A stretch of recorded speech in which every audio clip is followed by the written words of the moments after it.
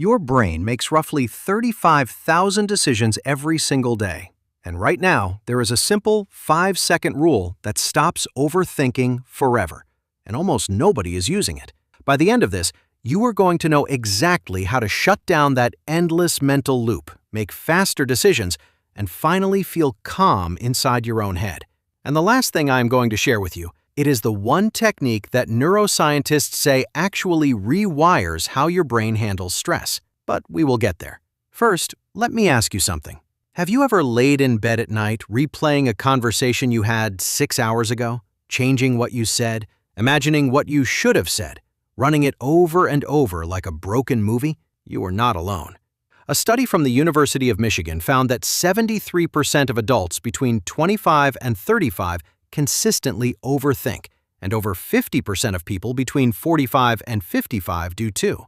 That means most of us are stuck inside our own heads way more than we realize. And here is what makes it dangerous. Overthinking does not feel like a problem. It feels like thinking. It disguises itself as being careful, being responsible, being prepared. But what it really does is steal your time, drain your energy, and keep you frozen in place. So here is exactly how to break free from it, step by step. The first thing you need to understand is the 5-second rule itself. When you catch yourself spiraling, replaying, worrying, second-guessing, you count backward. 5, 4, 3, 2, 1. And then you move.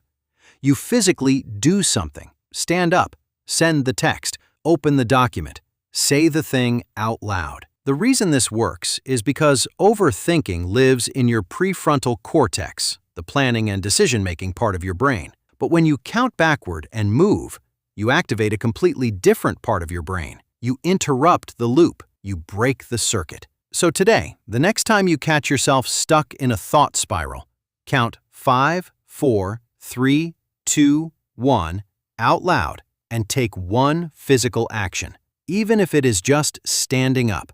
That alone changes the pattern. But the next one?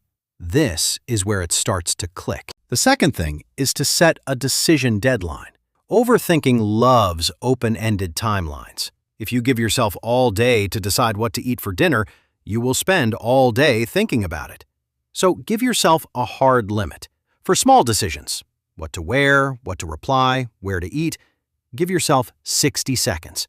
For medium decisions, whether to take on a project, how to respond to a tricky email, give yourself 24 hours. For big decisions, career moves, relationships, major purchases, give yourself 72 hours. After that deadline, you go with your gut and you do not look back.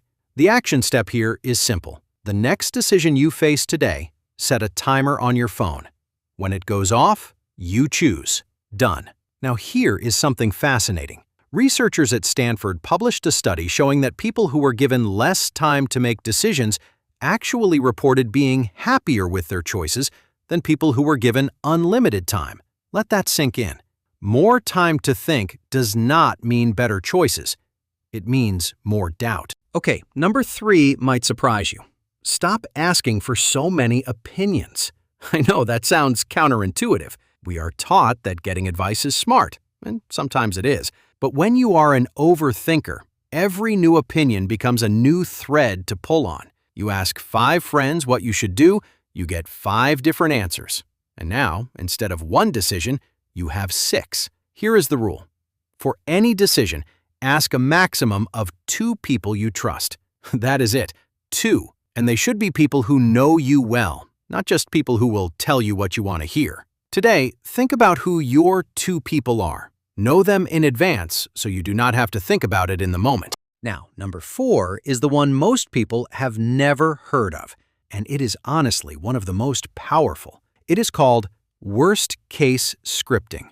When you are spiraling about a decision, your brain is usually terrified of some vague, shadowy, bad outcome.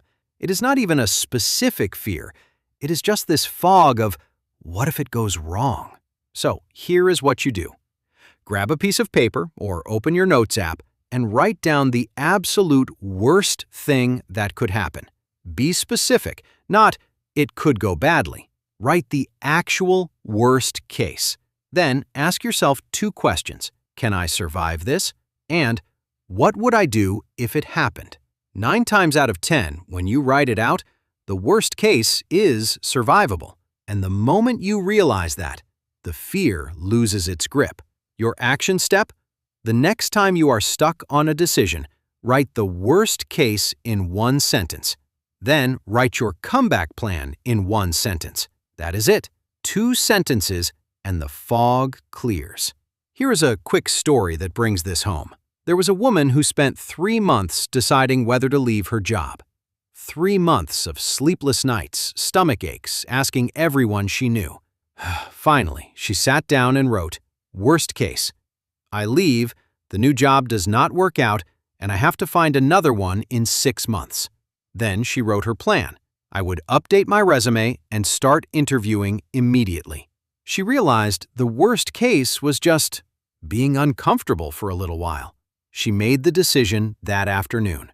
3 months of overthinking solved in 10 minutes with a pen and paper. All right, number 5. And this one is going to sound almost too simple, but do not skip it. Move your body. I am not talking about training for a marathon. I mean, when you are caught in a thought loop, get up and walk for 10 minutes. Stretch, do jumping jacks, anything. Here is the science. When you overthink, your body produces excess cortisol. That is your stress hormone. Physical movement burns through that cortisol and releases endorphins, which literally change your brain chemistry in minutes. You cannot think your way out of overthinking, but you can walk your way out of it. If you are someone who wants to stop overthinking, save this technique. Anytime you feel the spiral starting, set a timer for 10 minutes and move. Walk around the block. That is your emergency reset button. So let me pull this all together for you. You now have the 5-second countdown to break the loop, decision deadlines to stop endless deliberation, a 2-person limit on opinions, worst-case scripting to kill vague fear, movement to reset your brain chemistry. Whew, that is not just a list of tips. That is a complete system. Picture this. A week from now, you are facing a decision that would normally keep you up at night. But instead, you count down from 5. You check in with your 2 trusted people. You write out the worst case and realize it is manageable, and you make the call. And then you sleep like a rock. That version of you is not some distant fantasy. Drop a comment right now and tell me which one of these you are going to try first. And if you know someone who is stuck in their own head right now, a friend, a sibling, a coworker, send them this video. It might be exactly what they need to hear today. Here is the truth. You were never broken. You were just never taught how to work with your brain instead of against it. Now you know.